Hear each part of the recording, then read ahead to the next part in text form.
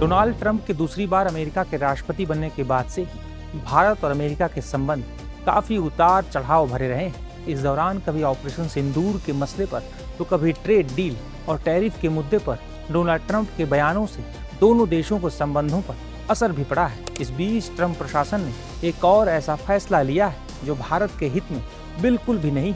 बता दें कि अमेरिका ने भारत से आयात होने वाले सामान पर 10% टैरिफ लागू कर दिया है।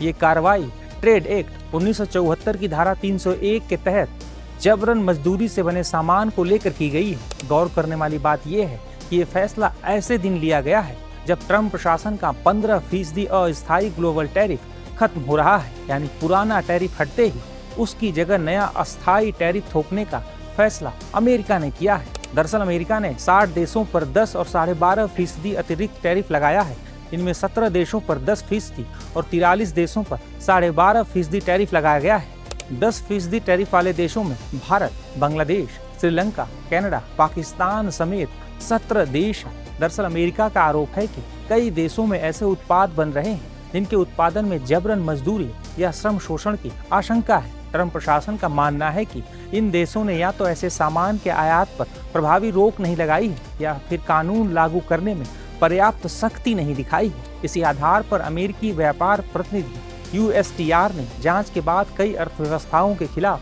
कार्रवाई की सिफारिश की थी।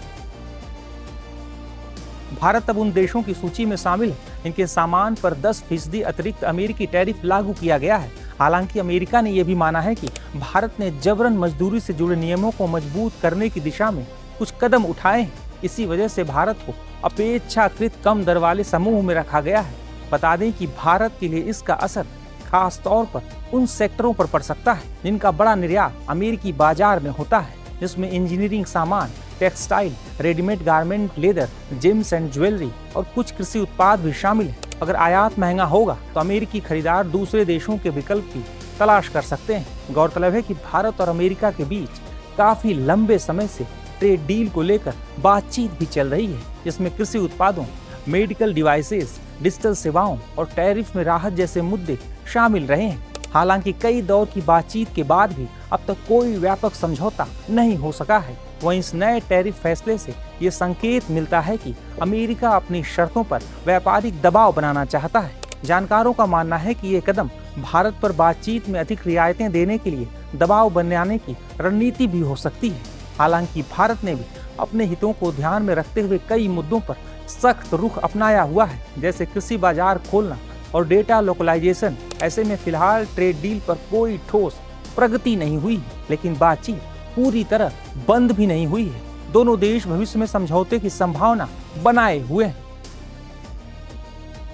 पाकिस्तान को भी भारत की तरह 10% अतिरिक्त टैरिफ वाले देशों की सूची में रखा गया है। अमेरिका का कहना है कि पाकिस्तान ने जबरन मजदूरी से जुड़े आयात पर प्रतिबंध लगाने की व्यवस्था तो बनाई, लेकिन उसका प्रभावी क्रियान्वयन अभी संतोषजनक नहीं माना गया है। इसी वजह से पाकिस्तान पर भी अतिरिक्त शुल्क लागू किया गया है। पाकिस्तान पहले से ही आर्थिक संकट, महंगाई और कमजोर निर्यात से जूझ रहा है।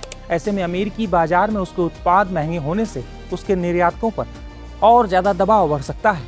वहीं रही बात बांग्लादेश की, तो बांग्लादेश की अर्थव्यवस्था काफी हद तक रेडीमेड गारमेंट्स के निर्यात पर निर्भर है और अमेरिका उसका बड़ा खरीदार भी है। अमेरिका ने बांग्लादेश पर 10% अतिरिक्त टैरिफ लगाया है। हालांकि साथ ही अमेरिका ने संकेत दिया है कि भविष्य में कुछ उत्पादों के लिए टैरिफ रेट कोटा यानी TRQ जैसी व्यवस्था बनाई जा सकती है, ताकि अमेरिकी कपास और टेक्सटाइल के इस्तेमाल को बढ़ावा मिल सके। इसका अर्थ ये है कि बांग्लादेश के लिए चुनौती भी है और बातचीत की संभावना भी खुली हुई है। अमेरिका का ये फैसला केवल 10% अतिरिक्त शुल्क लगाने तक सीमित नहीं है।